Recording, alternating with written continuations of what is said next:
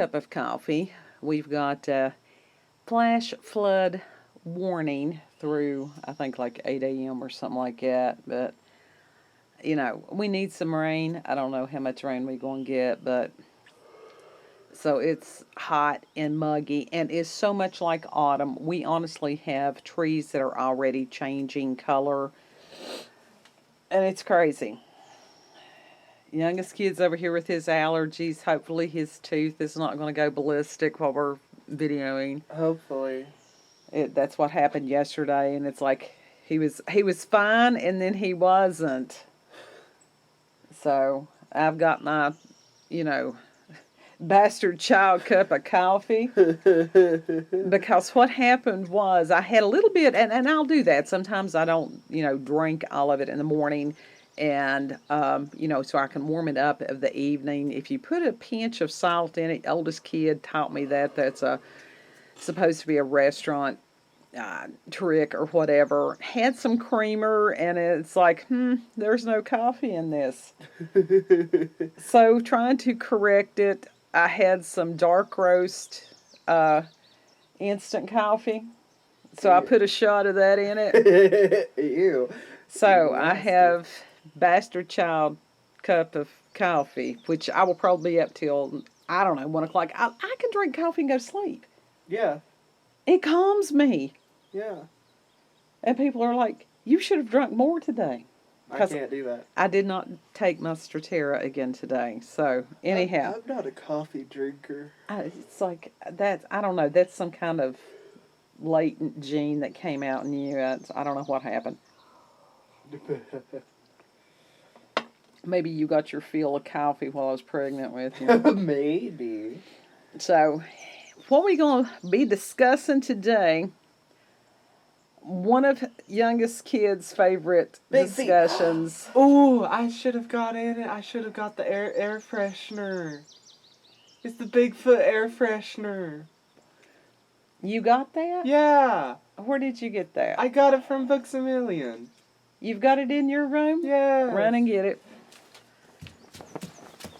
Yeah. Anyhow, this is, if you've been with this channel for a minute, you might notice of all the things that I have discussed, I have this aversion to the Sasquatch and the Bigfoots. And yeah, same thing. And part of that started in childhood with, I had told this story before, but I'll tell it to the newcomers. There was a movie that came out when I was a kid, and the trailer from the movie absolutely horrified me, and it was called The Legend of Boggy Creek, and I will put if I can find it, I'll put a link in the description box for that movie. And the main thing was when this very large, hairy arm had broken through the window of the cabin and was groping for the people inside. And as a kid who lives in a very, wooded area, that was horrifying to me. And so that has stuck with me. I don't know that it's a true phobia as much as it is just an aversion. So kid has the air freshener. No, you're going to have to put it in front of the camera. You can't even see. A little more. Give me a second.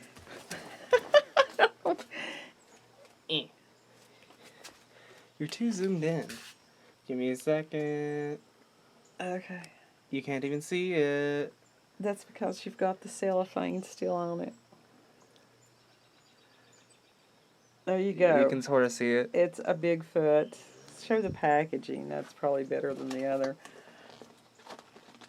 Let me put it in the packaging. Mm-hmm. Big feet. You can't even see it still because it's Give me this. It's up Give against me the light. this. Bigfoot air freshener. Yeah. Pine scented. I'm glad that it wasn't authentic. At least it wasn't Bigfoot scented. That could have been bad.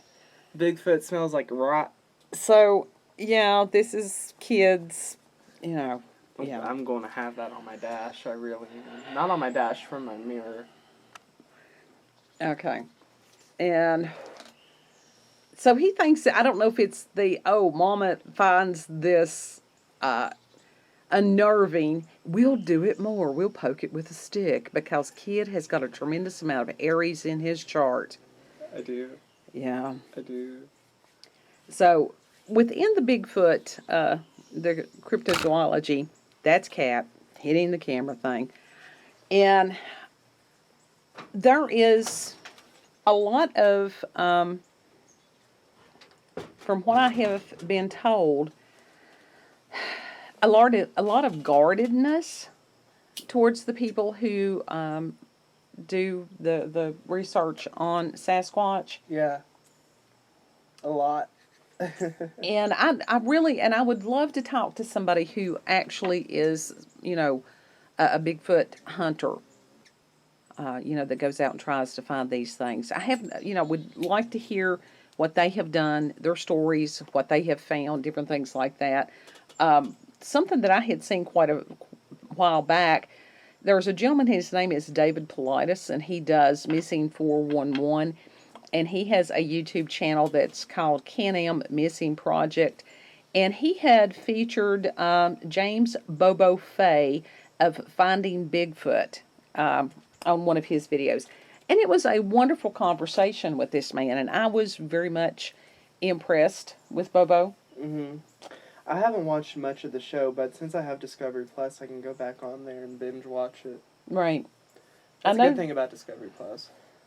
They had the one show that I had watched there for a while about the guys up in West Virginia. And that was West Virginia. That was no more Mountain real than me Mama. saying that I go around in stiletto heels every day. Nobody calls a Sasquatch or Big Feet Woodburger.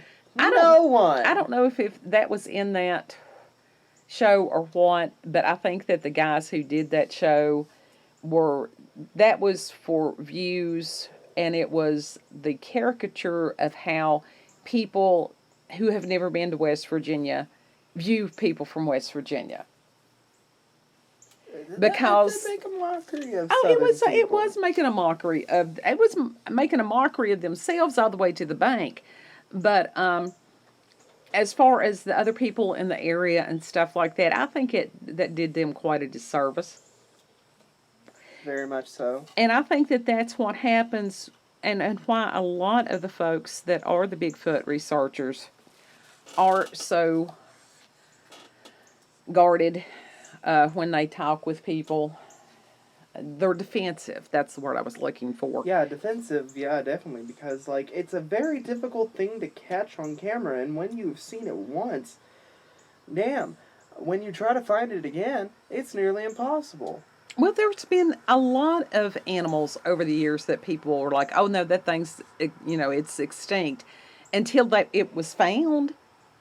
Exactly. And it's not like there's the reason that these things are elusive.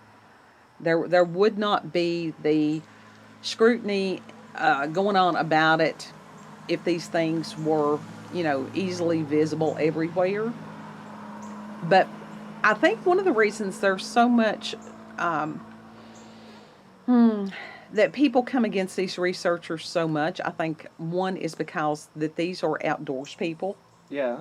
As opposed to urban people. Mm-hmm.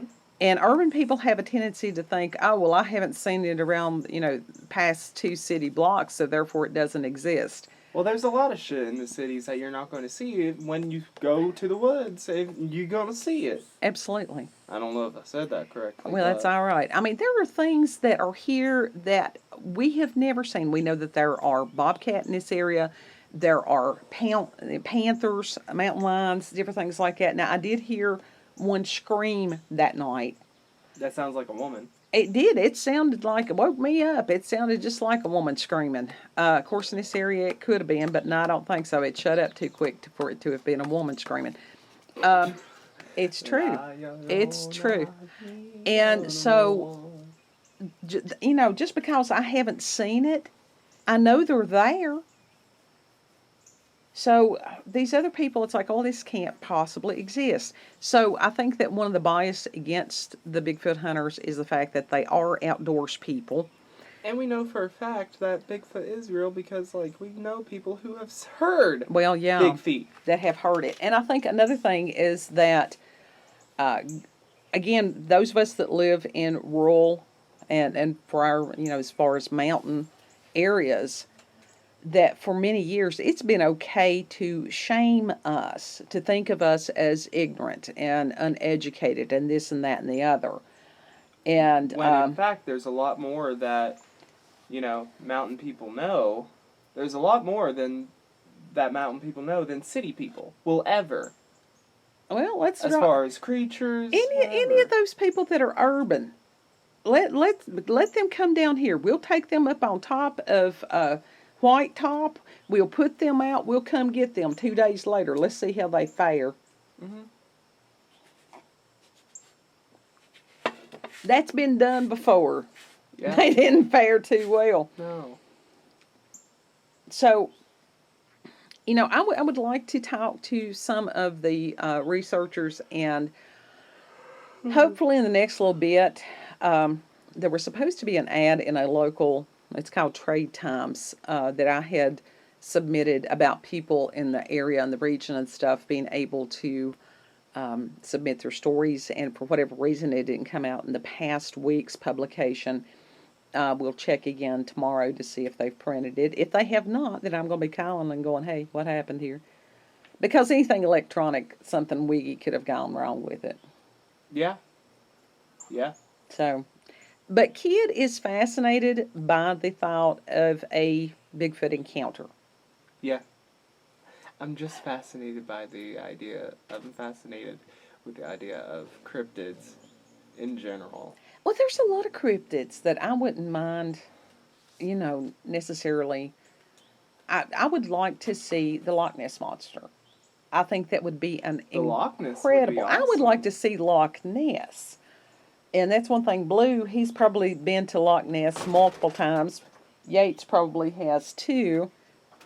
And they did the expedition there. Oh, it's been quite a few years back, and where they had taken the sonar and the different things like that. I do not want an encounter with a skinwalker. I do not want an That's encounter not. with That's no different. Wendigo. That's not really a cryptid, is it? No, that is a cryptid. Are they considered Yes. cryptids? Yes. Okay. I don't know. Somehow for me those are more along the lines of myths than cryptids. He's looking at me funny, but that's just me, No, they go right along with cryptids. They're right in there with them. What I think is interesting, anytime that I have gone on sites where, or any discussions and stuff like that as far as Sasquatch, and have, it's like, is it Gigantopithecus? And there's a lot of people that will automatically want to shoot down that theory. I don't know why. They like the idea that it's not something.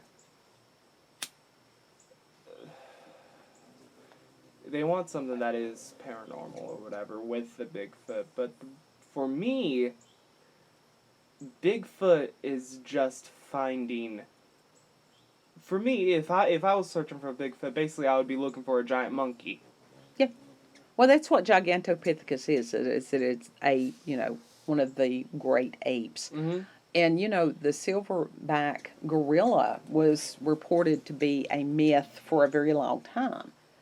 There was that one creature, I can't remember, was it was either in Panama or the Philippines or someplace like that, that they think that it could be in the orangutan family, some of them said that it was like a humanoid type thing, but a lot of the ape species can appear, they have a lot of characteristics of humans, but a lot of things that are not human. Mm-hmm. In some ways, I think they're more advanced than humans. Could be. So I don't think that it's out of the realm of possibility that It could be a North American great ape species. And one of the things that I have to support that, pow pows. What the heck is that? You Is know it what a pow pow? pow pow? Not a pow pow. It's a pow pow. Pow pow. Kid did not inherit our dialect around here. No, I really did not. Well, that had to do with him, chronic ear infections, and he wasn't able to hear the subtleties of our regional dialect. And I had a horrible speech impediment as well, which prevented me from saying things correctly. Well, you got over it though. Sort of. A pow pow, and it is PAW, PAW, and it is a native banana species. Yeah. Okay. Banana. It used to be a lot more common here than, of course, there's a lot of different things that have gone over the years. Well, what happened if we just decided to just plant those? Well, Randomly? you can plant pow pow trees. But I meant like just randomly. Well, and it's just they're interesting because they very much banana flavor, but it's also one of those. What do you do with them? Because in some ways they're like an avocado. It's like 30 seconds, it's ripe. 30 seconds more. Whoops, missed it. You literally got a 30-second window and it's good. And there's not a lot of ways to store pow pows that I'm aware of. So I don't know anything about them. I don't know. Our people was more, things that you stored for long term. Like winter. Well, yeah, I mean, it was just like things that, apples and different things like that, you can put them in a root cellar, and root crops, turnips, and different things, and walnuts, and, Yeah. and kids looking at me funny because Because I don't know anything about that. So it would make sense that if you've got areas that have lots of fruit, and we do have other than just a pow pows, but I just thought that was interesting because that is something that a lot of the ape species seem to enjoy, or the bananas and different things like that. We have apples, we have pears, we have cherries.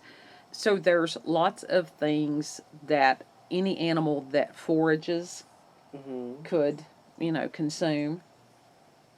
And that's one of the reasons, as far as bear and different things like that, unless it's one that they have relocated, they usually will avoid people. Usually. But you don't store apples on your back porch either, because that's just asking for trouble. For any animal. For any animal. Yeah, I mean, wouldn't you? I wouldn't store no food on the porch. I mean, that's Cub Scouts 101. That's why you don't put food in your tent. No, you don't.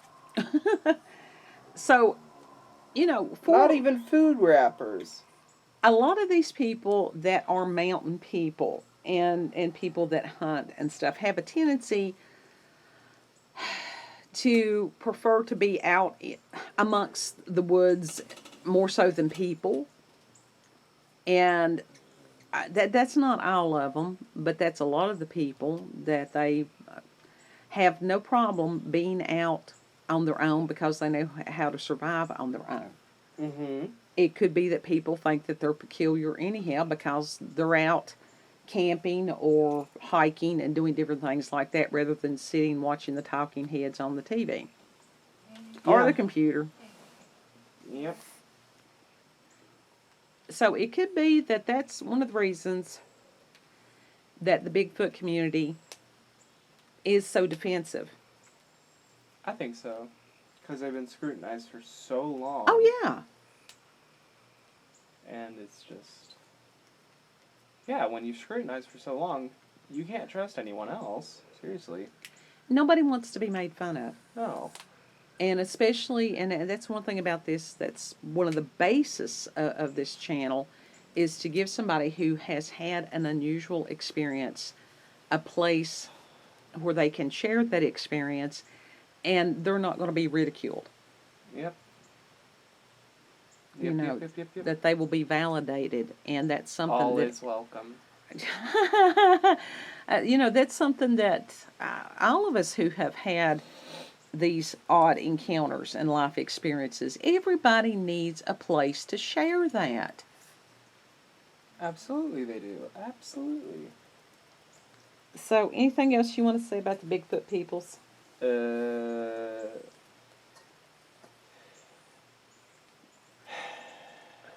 I'm trying to think of something. If you smell death, if it smells like rot, 'cause they stink. They stink. It's probably a Bigfoot or a Wendigo. Everybody around here has allergies so severely this year, I don't think any of us could smell anything. And if you hear something that doesn't sound quite like, you know, something out of the norm. If it sounds like something out of the norm, it's probably some sort of cryptid. Some sort of Bigfoot or whatever. And if it starts throwing rocks at your window, then it's a Bigfoot. I don't know. I think maybe I need to just change the channel in search of meth heads, because, I mean, my God, we've encountered many of them in a single day. I don't know that we have, but... Oh, yes. Yes, we have. I mean, tweakers in stores, they behind the wheels of vehicles, veering, and it's just, yeah, that's a dangerous situation. It used to be that they were rare. Not now. So, it's signs of the times, folks. If you've had any supernatural paranormal experiences, if you've had encounters with UFOs or aliens, if you have had an experience or know somebody that have had any of these experiences with Sasquatch or any of the other cryptids, if you've had experiences with alternate realities, with or without substances, send those to us at cupofcoffeewithscream@gmail.com. And no, they ain't nobody gonna be laughing at somebody's experience. Not on this ship. No. They get thrown overboard right quick. Yeah. Don't be messing with the people who have experiences with the paranormal. Right. Because it can be very, very traumatic.